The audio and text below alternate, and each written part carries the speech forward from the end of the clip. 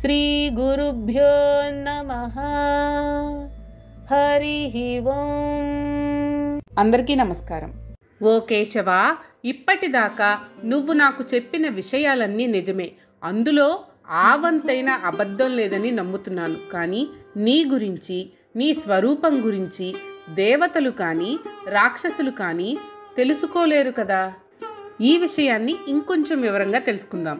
ఓ కేశవ, మీరు చెప్పింది అంతా సత్యమే అని అనుకుంటున్నాను.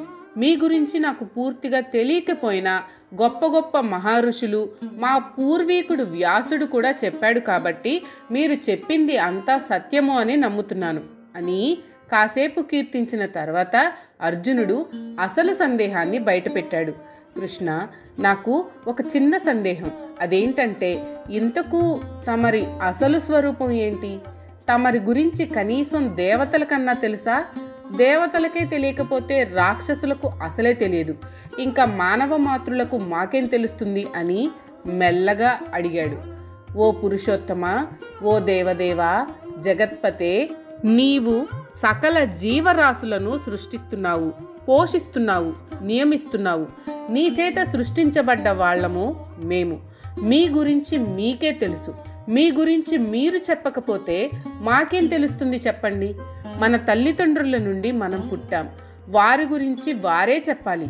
వారు చెప్పకపోతే మన తల్లిదండ్రుల గురించి మనకు తెలిసే అవకాశమే లేదు.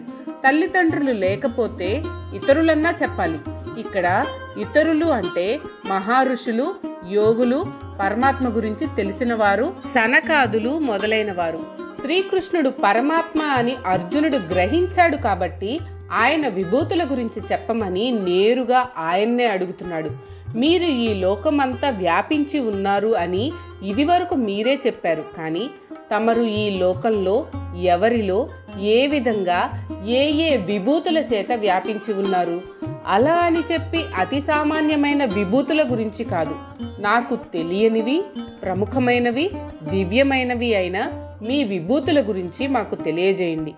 ఈ లోకంలో మీరు పూర్తిగా వ్యాపించిన ఏ ఏ వస్తువులలో ప్రముఖంగా తిష్టవేసి ఉన్నారో ఆ విభూతులను గురించి తెలియజేయండి. వీలుంటే ఏదీ వదలకుండా మిగలకుండా చెప్పండి. ఈ విషయాలు మీకు తప్ప మరొకరికి తెలియవు, తెలిసే అవకాశం కూడా లేదు. తమరి గురించి నాకు తెలియజేయడానికి మీరే అర్హులు అని అడిగాడు అర్జునుడు. తాను ఈ విధంగా ఎందుకు అడుగుతున్నాడో దానికి కారణం కూడా చెప్పాడు అర్జునుడు. ఓ కృష్ణ, ఈ విధంగా అడిగి మిమ్ములను ఇబ్బంది పెట్టాలని కాదు. మీరు ధ్యానయోగం గురించి చెప్పారు. ధ్యానయోగంలో ధ్యానం చేయాలంటే దేని గురించి ధ్యానం చేయాలి? మిమ్ములను ఏ ఏ రూపాలలో ధ్యానించాలి, పూజించాలి, అర్చించాలి? దానికి నాకు ఏదో ఒక ఆధారం, ఆలంబనం కావాలి కదా. ఏదో ఒక విగ్రహమో భావనో ఉండాలి కదా. అంతటా ఉన్న మిమ్ములను తెలుసుకోవడం ఎలాగా? మీరు ఏ ఏ వస్తువులలో, జీవరాశులలో ప్రముఖంగా ఉన్నారో ఎలా తెలుసుకోవడం?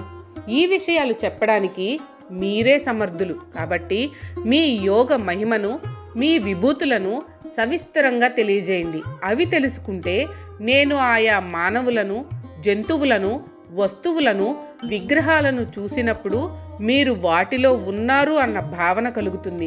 క్రమక్రమంగా నా మనసు వాటి మీద లగ్నమవుతుంది. దాని ఫలితంగా నాకు ఆత్మజ్ఞానము, పరమాత్మ జ్ఞానము కలుగుతుంది. కాబట్టి ఓ జనార్దన, మీ యొక్క విభూతుల గురించి, యోగము గురించి, అంటే మీ యొక్క వ్యక్త అవ్యక్త స్వరూపాల గురించి సవిస్తరంగా ఏది వదిలిపెట్టకుండా నాకు తెలియజేయండి. ఈ విషయాలన్నీ ఇదివరకే చెప్పాను కదా, మరలా చెప్పడం దేనికి అని ఉపేక్షించవద్దు. మరలా నాకు తెలియజేయండి. మీ నోటి నుండి వచ్చే అమృతోపమానములైన మాటలను ఎంత విన్నా తనివి తీరడం లేదు, తృప్తి కలగడం లేదు అని అన్నాడు అర్జునుడు. అర్జునుడి మాటలు విన్న కృష్ణుడు అర్జునుడితో ఇలా అంటున్నాడు. అర్జునుడు అడిగిన దానికి కృష్ణుడు ఈ విధంగా సమాధానం చెప్పాడు. ఓ కురువంశంలో శ్రేష్ఠుడైన వాడా, నీవు అడిగావు కాబట్టి నా విభూతులను ప్రాధాన్య క్రమంలో నీకు వివరిస్తాను. ఎందుకంటే నా విభూతులకు అంతులేదు, అన్నిటి గురించి చెప్పడం కుదరదు కదా. అర్జున, నీకు ఇదివరకే చెప్పాను, నేను సర్వవ్యాపిని అని. ఆది అంతము లేనివాడను, సమస్త లోకములు నాలోనే ఉన్నాయి అని చెప్పాను కదా. అలాగే నా విభూతులు కూడా అంతము లేనివి, అనంతమైనవి, దివ్యమైనవి. అన్నీ వివరంగా చెప్పడానికి ఇక్కడ సాధ్యం కాదు. కానీ నువ్వు అడిగావు కాబట్టి నా విభూతులలో ముఖ్యమైనవి వాటి వాటి ప్రాధాన్యత క్రమాన్ని బట్టి క్రమ పద్ధతిలో చెప్తాను, విను. ఓ గుడాకేశ, అంటే తమోగుణమును అలసత్వమును జయించినవాడా అని. ఇది వరకు చెప్పినట్లు నేను ఈ చరాచర జగత్తులో ఉన్న భూతములలో ఆత్మస్వరూపుడుగా నిలిచి ఉన్నాను. ఈ సకల ప్రాణుల యొక్క పుట్టుక, పోషణ, మరణము అన్నీ నేనే అయి ఉన్నాను. నేను తప్ప మరొకటి అంటూ ఏదీ లేదు.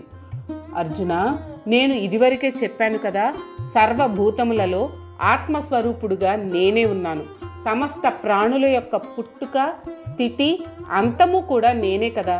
ఇంకా చెప్పేదేముంది అని ముందుగానే విభూతి యోగం పూర్తిగా 4 ముక్కలలో ముగించాడు. భగవానుడికి తన గురించి తాను చెప్పుకోవడం పరిపాటి.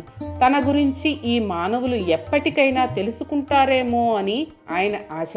కానీ వింటున్న అర్జునుడికి కొంతైనా తెలిసిందేమో కానీ మనందరం ఎప్పటికీ తెలుసుకోలేము అన్న సంగతి కూడా ఆయనకి బాగా తెలుసు. అందుకే మరలా చెప్తున్నాడు, ప్రతి జీవికి ఒక దేహం, అందులో మనోబుద్ధి అహంకారాలు, వాటిని సాక్షిగా చూస్తున్న ఆత్మ ఉంటాయి. ఆ ఆత్మ స్వరూపుడను నేనే. ఆ ఆత్మ ప్రాపంచిక విషయములలో లీనమైతే జీవాత్మ అవుతుంది. కాబట్టి జీవాత్మ, ఆత్మ ఒకటే, వేరు కాదు. కాబట్టి మనమందరం మన మనస్సును, చిత్తమును ప్రాపంచిక విషయముల నుండి లోపలకు మళ్లించి ఆత్మయందు నిలపాలి. అప్పుడే మనకు ఆత్మజ్ఞానం కలుగుతుంది. ఆత్మ పరమాత్మలో లీనమవుతుంది. కాబట్టి ఎవ్వరూ కూడా పరమాత్మ దృష్టిలో తక్కువ కాదు. అందరూ ఆత్మస్వరూపులే. కాకపోతే ప్రతి వ్యక్తి నేను ఈ శరీరం కాను, నేను ఆత్మస్వరూపుడను అనే జ్ఞానం పొందగలగాలి. నాలో పరమాత్మ ఆత్మస్వరూపుడుగా ఉన్నాడు అనే ఆత్మవిశ్వాసం ప్రతి మానవుడు పొందగలగాలి. అందరిలో పరమాత్మ ఉన్నాడు అనే భావన కలిగితే రాగద్వేషాలు ఉండవు. అందరికీ ఉపకారం చెయ్యాలి అనిపిస్తుంది. ఎవ్వరూ ఎవరిని ద్వేషించరు. ఇతరులకు చేసే సేవ, వారిలో ఉన్న ఆత్మలకు చేసే సేవ అనే అనుభూతి కలుగుతుంది. అంటే మానవ సేవే మాధవ సేవ అని అర్థమవుతుంది. అప్పుడు ఎవ్వరూ కూడా పాపకార్యాలు చేయరు. సర్వభూతాయ స్థితః అంటే సకల భూతములలో ఆత్మస్వరూపుడిగా స్థిరంగా ఉన్నాను అని అందరూ తెలుసుకోవాలి. అప్పుడే అందరూ అన్ని దుఃఖములకు దూరమై శాశ్వత ఆనందమును పొందగలరు, పరమ శాంతిని పొందగలరు. దీనికి కావలసింది ఒకటే, నేను ఆత్మస్వరూపాన్ని, ఈ శరీరం కాదు అని తెలుసుకోవడం. నేను అంటే ఆత్మస్వరూపం. నేను ఉన్నాను అంటే నేను శరీరముగా ఉన్నాను. ప్రతివాడు నేను ఉన్నాను అనే స్థితి నుండి నేను అనే స్థితికి చేరుకోవాలి. అదే ఆత్మజ్ఞానం. మరి ఈ విభూతులు ఏమిటి అని ప్రశ్నించుకుంటే పరమాత్మ నుండి ప్రకృతి ఆవిర్భవించింది, మరలా ఆయనలో లీనమవుతుంది. ఈ ప్రకృతిలో జరిగే సృష్టి, స్థితి, లయములు ఆయన వల్లనే జరుగుతున్నాయి. సమస్త జీవరాశులను సృష్టించి వాటిలో ప్రవేశించి వాటిని పోషించి మరలా లయం చేస్తున్నాడు. ఇది ఒక లీల మాత్రంగా జరుగుతూ ఉంది. ఇది ఒక నియమం. పరమాత్మ అన్నింటిలోనూ, అన్ని జీవరాశులలోనూ ఆత్మస్వరూపుడుగా ఉన్నాడు. అక్కడ ఉన్నాడు, ఇక్కడ లేడు అన్నది లేదు. కాకపోతే ప్రతి ప్రాణిలోనూ ఆత్మస్వరూపుడుగా ఉన్న పరమాత్మను తెలుసుకోవడానికి అందరం ప్రయత్నించాలి. తాను వేటివేటిలో ప్రకృష్టంగా ఉన్నాడో, తన విభూతులు వేటివేటిలో ప్రముఖంగా ఉన్నాయో తెలియజేస్తున్నాడు కృష్ణుడు. ఈ చెప్పడం కూడా మనందరికీ అర్థమయ్యే రీతిలో మనకు తెలిసిన విషయాల గురించి దేవతామూర్తులు, ఋషులు, మానవులు, జంతువులు, పక్షులు, కదలని వస్తువులు, కదిలే వస్తువులు అన్నింటిలో నా విభూతులు ఉన్నాయి. ఈ జగత్తు అంతా ఈశ్వరమయం అనే విషయాన్ని తెలియజేశాడు కృష్ణుడు. కాబట్టి మనం ఈ జగత్తు అంతా ఈశ్వర భావన, పరమాత్మ భావన కలిగి ఉండాలి అంటే ఈ విషయాలను శ్రద్ధగా విని అర్థం చేసుకోవడానికి ప్రయత్నం చేయాలి. అప్పుడే మనకు ఆత్మజ్ఞానం కలుగుతుంది. తద్వారా మోక్షం పొందడానికి అర్హత కలుగుతుంది. ఇక్కడి నుండి శ్రీకృష్ణ పరమాత్మ తన విభూతులను వర్ణిస్తున్నాడు. ఆదిత్యులలో విష్ణువును నేను, ప్రకాశించే వారిలో సూర్యుడను, ఆ సూర్యుడి కిరణములను నేను, మరుత్తులలో మరీచిని నేను, నక్షత్రములలో చంద్రుడను నేను. మనకు పూర్వము వైదిక దేవతామూర్తులు అంటే వేదములలో చెప్పబడిన దేవతలు ఉండేవారు. వారు 33 మంది. ద్వాదశ ఆదిత్యులు 12 మంది, ఏకాదశ రుద్రులు 11 మంది, అష్టవసువులు 8 మంది, ఒక ఇంద్రుడు, వీరందరి మీద ప్రజాపతి, మొత్తం 33 మంది. కశ్యప ప్రజాపతికి 2 భార్యలు, దితి, అదితి. దితి కుమారులను దైత్యులు అని, అదితి కుమారులను ఆదిత్యులు అని అంటారు. ఈ ఆదిత్యులు 12 మంది అని చెప్పుకున్నాం కదా. వారి పేర్లు ధాత, మిత్రుడు, అర్యముడు, శక్రుడు, వరుణుడు, అంశువు, భగుడు, వివస్వంతుడు, పూషుడు, సవిత, త్వష్ట, విష్ణువు. ఈ 12 మంది సూర్యుని రూపాలు. ఒక్కొక్క నెల ఒక్కొక్క రూపంతో ఉంటాడు. అందుకే ద్వాదశ ఆదిత్యులు అని అన్నారు. ఈ 12 మంది ఆదిత్యులలో విష్ణు స్వరూపమును నేను. విష్ణువు స్థితికారుడు. సూర్యుడు విష్ణువు రూపంలో మనకు జవసత్వాలను, ఆరోగ్యాన్ని ప్రసాదిస్తున్నాడు. అందుకే ఆదిత్యులలో విష్ణువును నేను అని అన్నాడు కృష్ణుడు. మరుత్తులు 7. ఆవహ, ప్రవహ, నివహ, పరాహ, ఉద్వహ, సంవహ, పరివహ. భాగవత పురాణంలో ఈ మరుద్గణముల గురించి ఒక కథ కూడా ఉంది. కశ్యపునికి 2 భార్యలు, దితి, అదితి. అదితి కుమారులు ఇంద్రుడు మొదలగు దేవతలు. దితి కుమారులు హిరణ్యకశిపుడు మొదలగు దైత్యులు.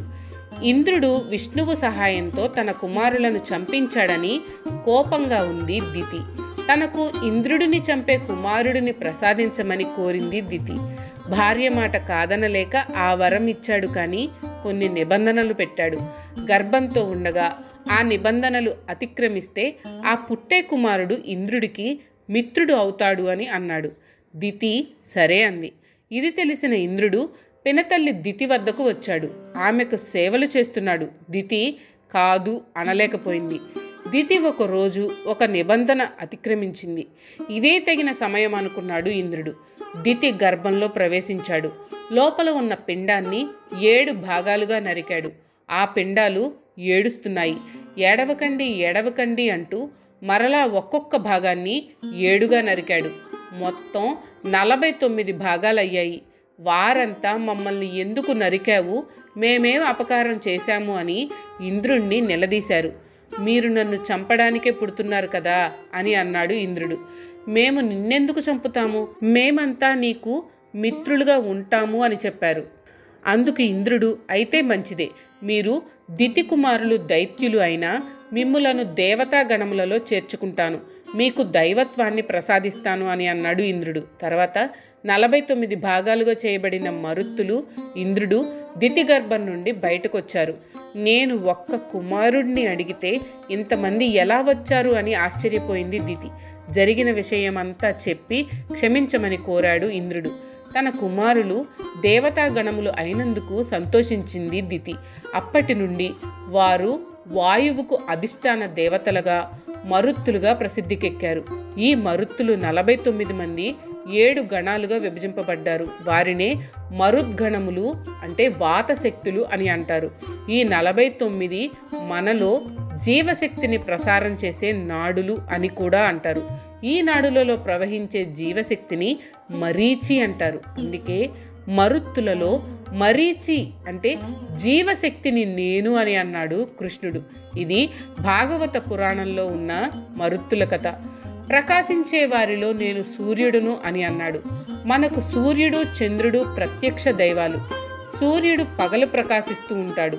తన కిరణాలతో వేడిని, వెలుగును, ప్రాణశక్తిని జీవకోటికి ప్రసాదిస్తూ ఉంటాడు. అందుకే తన కిరణాలతో ఎక్కువ ప్రకాశాన్ని, వేడిని, వెలుగును ఇచ్చేవారిలో సూర్యుడును నేను అని అన్నాడు. అలాగే రాత్రిపూట చంద్రుడు, నక్షత్రాలు ప్రకాశిస్తూ ఉంటాయి.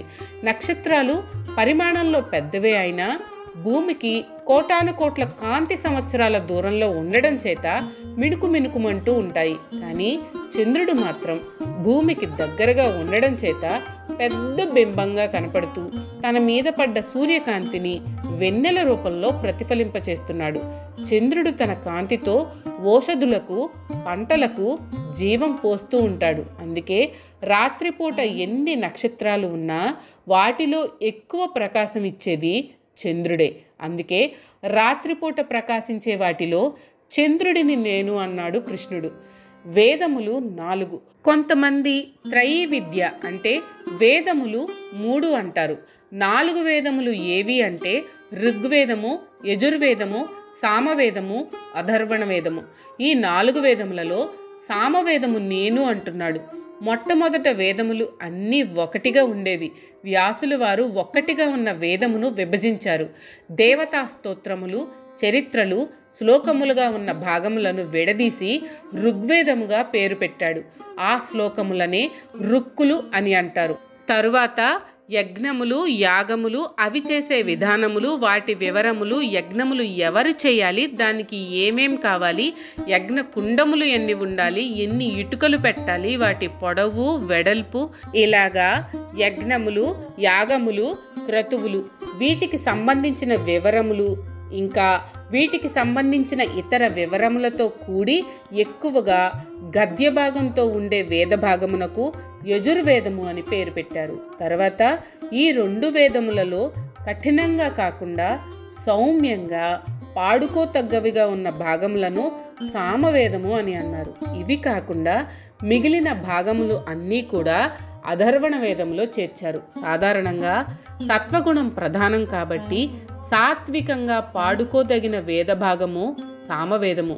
మిగిలిన వేదములు పారాయణ చేస్తాము, సామవేదం గానం చేస్తాము. అందుకే సామగానము అంటారు. పైగా వినసొంపుగా ఉంటుంది.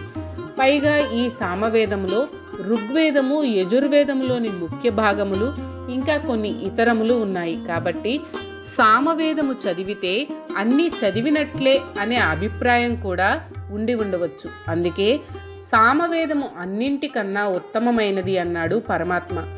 మనం 3,000,000 దేవతలు అని అంటూ ఉంటాం. కానీ దేవతలు 33 మంది మాత్రమే.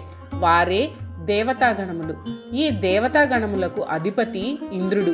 వీటి గురించి వివరణ ఇంతకు ముందే చెప్పుకున్నాం కదా.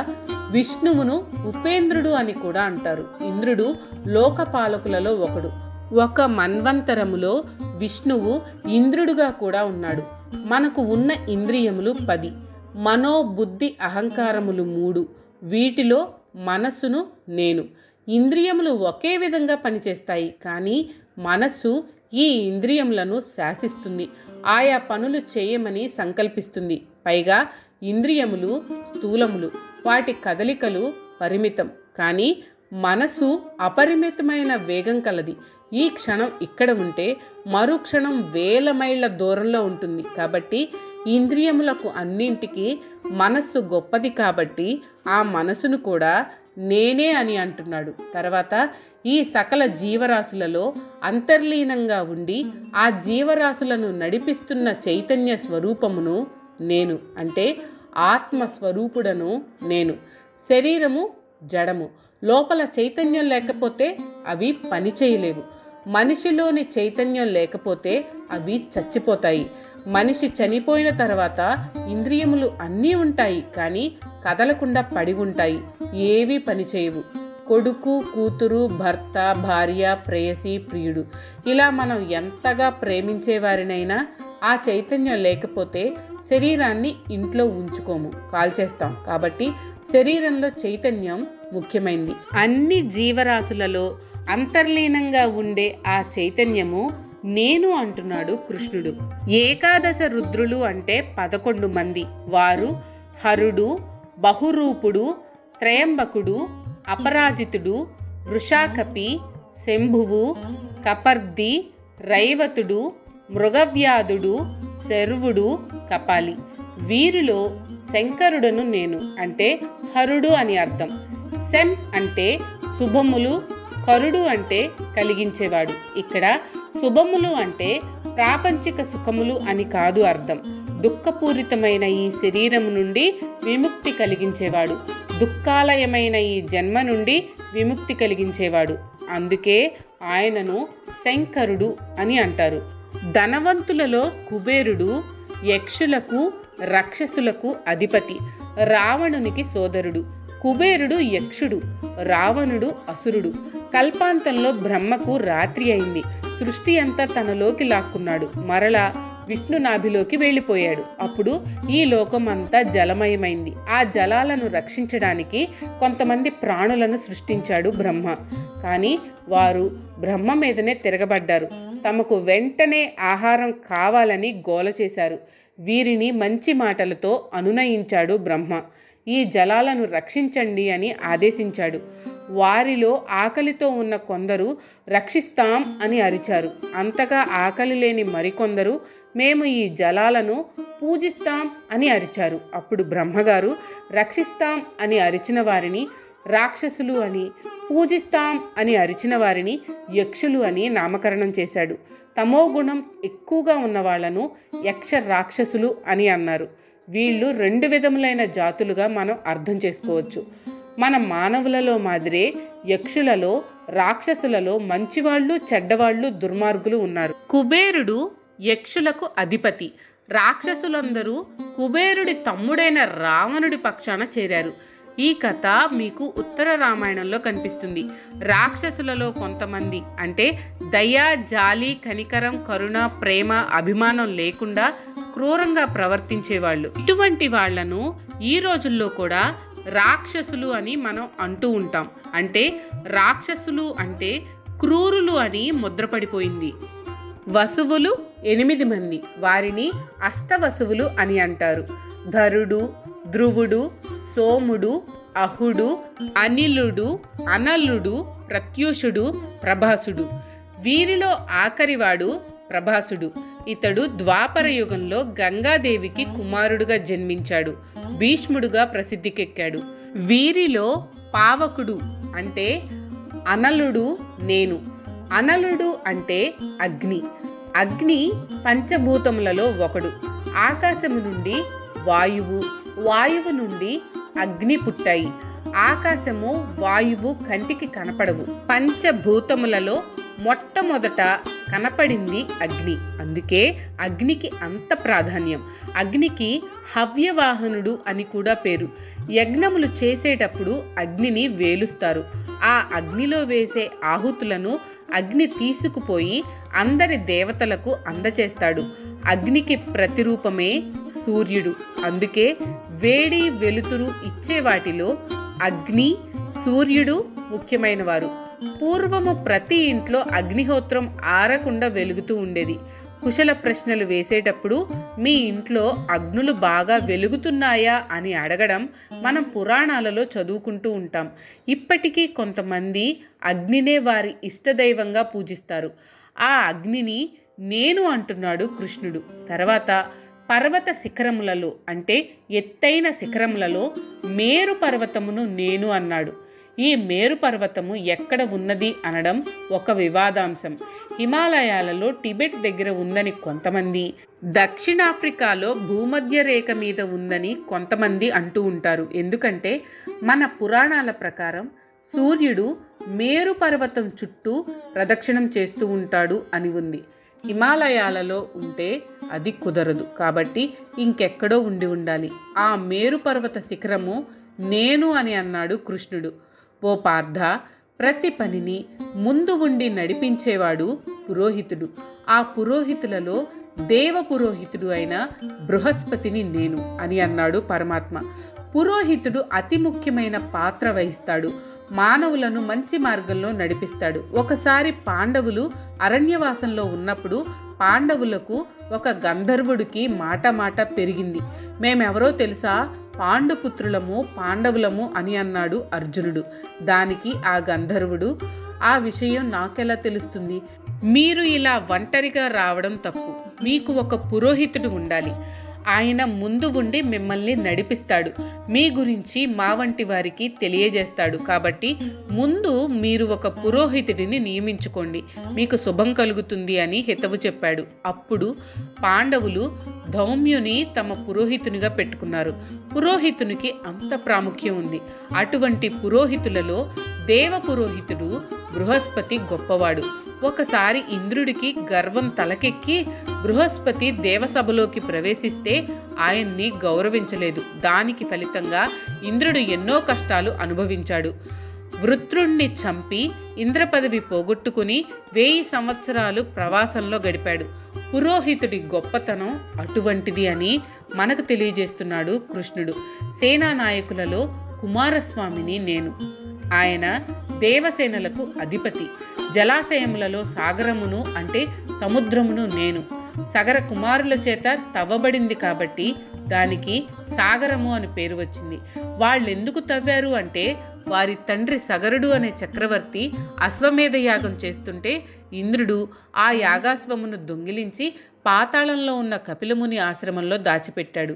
ఈ సంగతి తెలిసి సగరుని కుమారులు 60,000 మంది భూమిని తవ్వడం మొదలుపెట్టారు. ఆ ప్రకారంగా తవ్వితే అక్కడ నీరు నిండి సాగరమైంది.